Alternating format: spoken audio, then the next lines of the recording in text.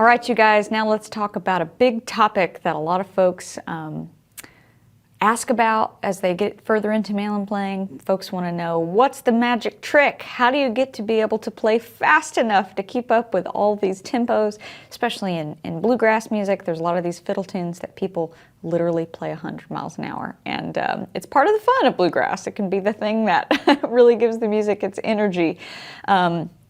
So this is more of your pep talk about playing with speed, and some tips to keep in mind as we move forward. We're going to work on the next couple tunes will be tunes that are typically played fast. But the truth of it is there's no secret answer to playing fast other than we have to practice slowly. That's the big main key point here, is that you have to work your way up to these speeds, and that can take years to develop, so there is a bit of patience involved. I know it's tempting sometimes to want to just skip right to the fast parts, be able to play fast. Hopefully by now we're here in the advanced section. You guys have been putting in all the finger work, and you've been kind of slowly practicing with that metronome. You've started at the beginning here, and you've been able to kind of work your way up. So you're probably already ready for this, but some tips to just remind you if playing with speed is something that you're struggling with.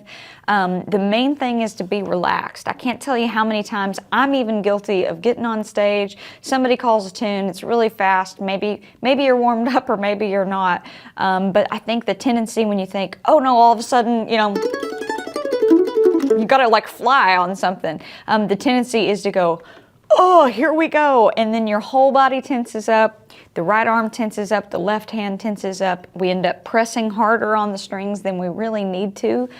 We end up taking a tighter grip on our pick than we need to, or we end up exerting more energy through the strings than we need to, which oftentimes can result in playing not just unclean, but also we're not producing good tone anymore because we're just playing way too hard, overexerting all of our energy into whatever, 20 or 30 seconds of music that will fly by. So the biggest thing I can tell you to focus on when you're working on these tempos, and hopefully as we've talked a lot about working with the metronome, you're practicing these tempos starting at a slow speed.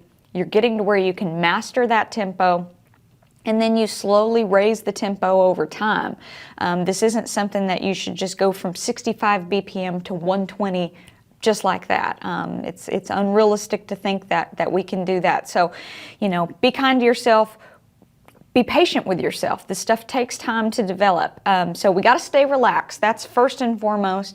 And then check back in with your technique. Again, I keep stressing good fundamentals, but we really have to have that. And again, if you just joined this course and you're bopping around, I'm sure you guys are moving from one video to the next, and not everybody's necessarily going in order. So if you found yourself here and this is something that you're interested in, and you're new to this course, please go back and check out the early videos in the basic section, even if you're an advanced player, because I think that the more we can really be in touch with the physical side of playing and making sure that we have good right hand technique, good left hand technique, the better off we're going to be at the advanced level too. These are things we always check back in with and make sure that we're aware of. Again, when playing fast, we can't have clumsy fingers, right? We have to have a tight right hand, tight and well-developed is what I mean, not tight tension.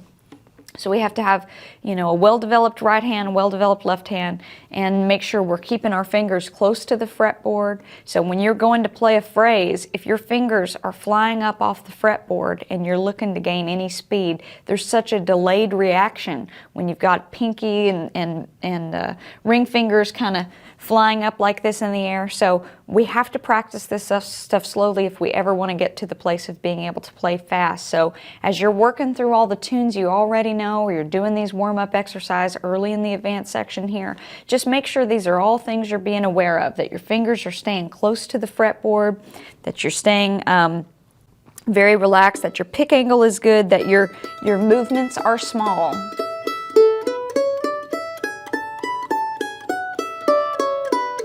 And as we're playing phrases, I talked a lot about when we're playing something stretchy to be able to have one finger sort of thinking a step ahead, right? So Hopefully at this point, as we kind of find ourselves here in the advanced section, you're getting to the place where if you're going to play Red-Haired Boy, that's a tune we've played a lot so far in the course. So, okay, by the time you get here, you should already be anticipating. There can't really be a delay in where your fingers are landing on the fretboard and even kind of mentally where you're headed with this phrase. You have to be able to think one step ahead, and that can take some time to develop. But the idea is our fundamentals should be so strong at this point that we're not having to worry about how close to the fret we're playing in order to play clean, that we're not having to kind of reset and think too much about, is our pick hold good? These are all things that we want to be to the place where this feels very second nature. And if it's not, there's nothing wrong with going back, checking out the early things in our technique. You know, go back, check out the videos on right hand technique, and really spend some time doing some exercises there. Take tunes that you already know well and go back and slowly work on strengthening your technique, because if we ever want to be able to play with any speed and have the sound that we desire carry from a slow tempo to a fast tempo and still maintain that, we really have to have all those things, you know, checking all those boxes in order to really make this happen.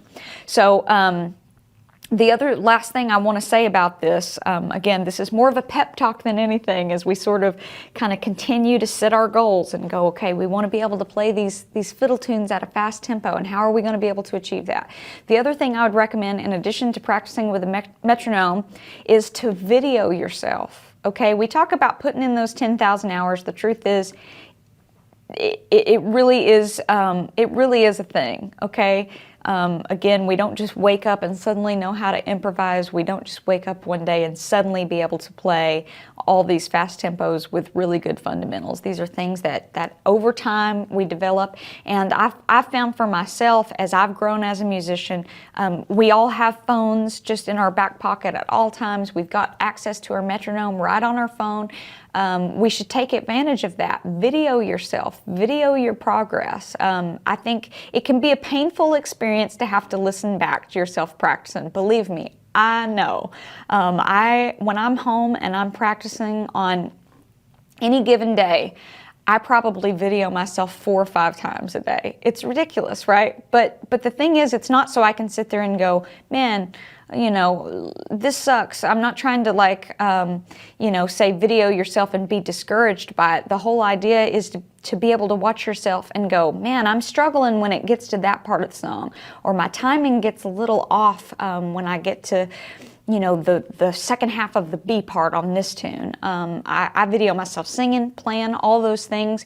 We can get really distracted by what we're learning sometimes and only focus on the melody. And so it's just hard to keep a strong mind about all the things that we need to work on, right? So it's like when we're working on a new tune, you're already trying to remember what the notes are, what the chords are. It's very hard to think about being in touch with our technique and what notes we got to play, and maybe you're working on improvising or whatever you're working on. It's hard to keep track of everything. So I find that videoing yourself can be huge, can be a great way to check in, and that's part of the whole program here at ArtistWorks too. So not only would I encourage you to video yourself for your own review, but you can also use this as a good excuse to video yourself and send it to me. Maybe I can help point out some things that might be helpful to you, kind of recommend some things to work on as you're trying to develop your speed and technique. So again, more of a pep talk here than anything, but just be mindful of that technique, be kind to yourself, video yourself, work on that. Slow progress, you know, start at a slow metronome speed, and over time you will see results. I promise. It's just one of those things that you have to kind of put in the legwork, and over time you will see the fruits of your labor. So good luck. We're going to dive into a couple faster fiddle tunes coming up, and I think these will be some fun goals to set for yourself as we move along and kind of continue our bluegrass repertoire.